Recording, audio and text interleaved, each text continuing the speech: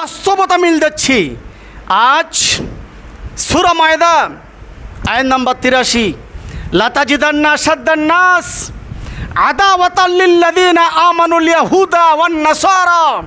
হে ইমানদার বান্দাগণ, তোমাদের ইমানকে চুষে খাবে ইহুদি নাসারারা। মাধ্যম হলো মুনাফেক নামীয় মুসলমানেরা। এগুলি আঙ্গুল দিয়া চোখ দেখার পরেও যদি বলেন আমার এই ভালো ছিল, আমি বলবো আপনি একটা মস্ত বড় মুনাফেক। কুয়েত সরকার দিল প্রায় 12,000 কোটি টাকা।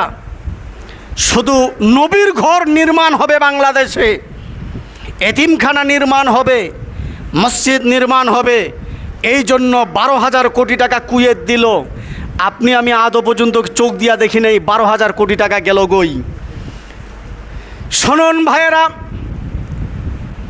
অর্ধেক পৃথিবীর শাসনকর্তা হযরত ওমর বাড়ির মধ্যে তার আত্মীয় আসেন, আমার কাছে দলিল আছে, আপনার কাছে দলিল নাই, আমার কাছে কোরআন আছে, হাদিস আছে, আমি যা বলি 100% সত্য কথা বলবো।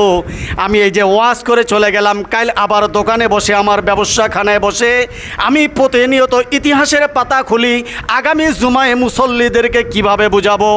আমার বাস্তব প্রমাণ থাকতে হবে, না হলে গালে মুখে চড় খাইতে হবে।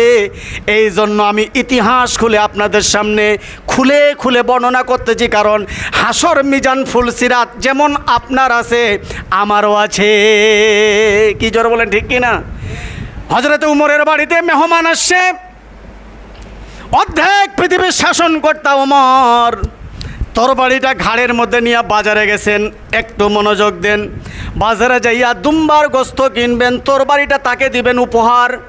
আমার তরবারিটা রাখো, আর এই ওজন অনুযায়ী আমাকে তুমি দুম্বার মাংস দাও, আমি আবার তোমাকে দুম্বার মাংস করজে হাসানা তোমাকে দিয়ে দিব, আবার আমার তরবারিটা আমি দিয়ে দিব। আমরা যদি বলি এটা বন্ধক, এটা বন্ধক না, এটা কি বললাম? করজে হাসানা। উমরের কাছ থেকে তরবারিটা কষাই নিল। উমরকে চিনে না, এটা অর্ধেক পৃথিবীর শাসনকর্তা উমর। যখন তরবারিটা পাল্লায় চড়াবে তখন উমরের স্মরণ আসে, আমার বাড়িতে মেহমান, আমি দুম্বার গোস্ত কিনব, আমার এদেশের অনেক বাড়িতে মেহমান আসছে, তারা দুম্বার গোস্ত কিনতে পারতেছে কিনা। ও কাসাই দাঁড়াও, আর তরবারি তোমাকে দেব না। আমি 3 দিন 3 রাত আমার দেশের দিকে আমি আগে সফর করব। আমার বাড়ির মতো মেহমান আমার দেশের পর্যার বাড়িতে আর কার কার এসেছে? সুবহানাল্লাহ কবেন না? অর্ধেক পৃথিবীর শাসনকর্তা ওমর তরবারিটি নিয়ে এবার এই গ্রাম ওই গ্রাম, পশ্চিম পাড়া, মোল্লা পাড়া, শিকদার, পুলহাট, বড়মাঠ, ঢাকা টু কলকাতা বেড়াইয়া ঘুরে এসে বলছে, কয়েকটা বাড়িতে মেহমান আসছে, ও কাসাই আমার গোস্ত কিনা সম্ভব হলো না। খাইলা বাড়ির মধ্যে যেয়া বলছে, ও মেহমান, যা বাড়িতে আসে তাই তোমরা খেয়ে বিদায় নাও, কারণ তোমাদেরকে আমি দুম্বার গোস্ত খাওয়াবো, আমার দেশের মেহমানরা দুম্বার গোস্ত পাবে না। অনেক গরিব মানুষ আছে, তারা তো কিনতে পারে নাই।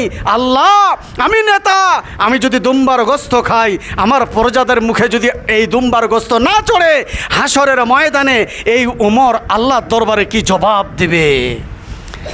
একটু আলহামদুলিল্লাহ বললেন না? এই ছিল নেতা।